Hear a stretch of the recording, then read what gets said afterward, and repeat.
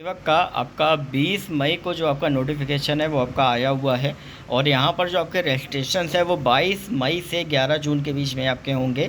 Correction window 12 जून से 14 जून 2 दिन आपका खुलेगा। इमॉल्वेंट्स आपके हैं बीपीएम में 12,000 से 29,380 और एबीपीएम में 10,000 से 24,470। ठीक है, बीपीएम मतलब ब्रांच पोस्ट मास्टर का आपका यहाँ पे है और एबीपीएम मतलब असिस्टेंट ब्रांच पोस्ट मास्टर का यहाँ पे आपका दिया गया है। रेसिडेंस अकोमोडेशंस में आप देख लो कि applicant selected as GDS BPM will have to provide accommodation for branch post office after selection, but before engagement a declaration to the effect with the detailed accommodation is to be submitted before engagement। ठीक है, ये जो आपका जैसे ही आप GDS BPM में select हो गए तो आपको अकोमोडेशन ब्रांच पोस्ट ऑफिस के थ्रू जो है वो आपका प्रोवाइड कराया जाएगा। ठीक है, सिलेक्शन के बाद। अब यहाँ पे क्या है, एबीपीएम का यहाँ पे आपको दिया गया है जॉब प्रोफाइल कि स्टैम्प की जो सेल होती है, कन्वेंस, डिलीवरी ऑफ मेल, ये सब पूरा आपका रहता है। ठीक है, और बाकी सारी जो होती है मार्केटिंग, प्रमोशंस, प्रोडक्ट से रिलेटेड आपको सारी चीज़ें करनी होती है। जो भी सुपीरियर आपको वर्क आपका आईपीओ हो, जो भी एसपीओ, एसएसपीओ, ये जो भी रहता है वो आपका रहता है। एबीपीएम को जो रिक्वायर होता है वो आपका डिलीवरी जुरिडिक्शन के अकॉर्डिंग जो है वो उनको रहना होता है। ठीक है, मतलब दिया जाता है। 18 से 40 साल यहाँ पे जो एज है वो आपकी रहती है। रिलैक्सेशन आपका दिया गया है। एजुकेशनल क्वालिफिकेशन 10th में मैथ और इंग्लिश कंपलसरी आपका होना चाहिए। लोकल लैंग्वेज का नॉलेज होना चाहिए।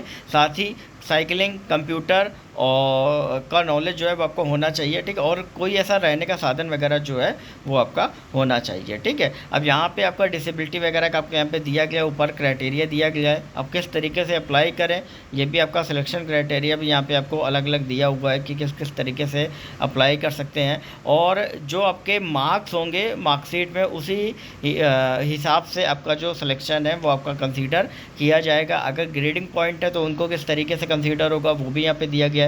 सीजीपीए तो भी आपको किस तरीके से होगा। और यहाँ पर अगर सेम सिलेक्शन अगर आपको किसी भी उस पर होता है तो फिर डीओबी कैटेगरी वाइज जो आपका सिलेक्शन है वो आपका देखा जाएगा। ठीक है, अब यहाँ पे कम्युनिकेशन जो सिलेक्शन का है, जो भी कैंडिडेट जो शॉर्टलिस्ट किए जाएंगे वो डिपार्टमेंट की वेबसाइट या जीडीएस ऑनलाइन पोर्टल पे जाके विजिट करके आप देख सकते हो रेगुलर बेसिस पे।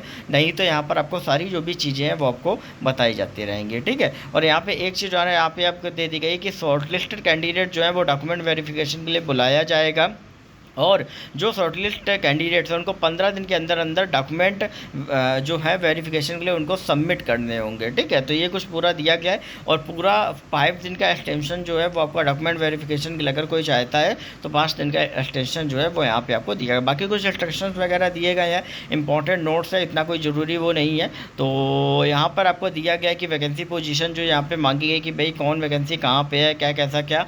नीचे अंडरटेकिंग आपको दे दी गई है। अंडरटेकिंग ये जो है वो आपको देनी पड़ेगी, अपलोड करनी पड़ेगी कि भाई आप कंप्यूटर लिटरेसी के लिए अंडरटेकिंग देते हैं। ठीक है, आपको आना ही आना चाहिए। ठीक है, साथ ही यहाँ पे साइकिल आप चला लेते हो तो ये ऊपर डिक्लेरेशन जो है ये आपको पूरा दिया गया है।